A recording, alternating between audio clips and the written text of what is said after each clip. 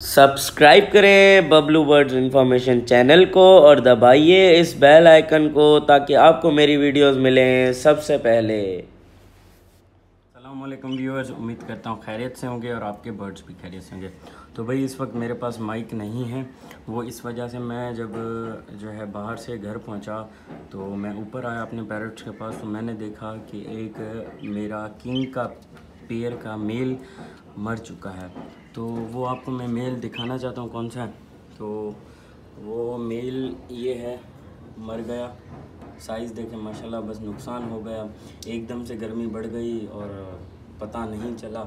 तो इस मेल की फ़ीमेल ये है, इसने वाइट कलर वाली, इसने 2 दफ़ा ब्रीड पहले भी कर चुकी है। तो आप देख सकते हैं, थोड़ा आप ख्याल करें।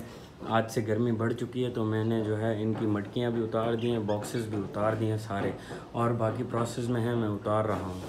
तो मैंने कहा कि आपको एकदम से मैं ये इन्फॉर्मेशन दे दूं। तो गर्मी बढ़ गई है, फिर से आप पानी वानी लगाएं इनको साइड पे, नीचे ऊपर, और इनके मटकियाँ उठा दें।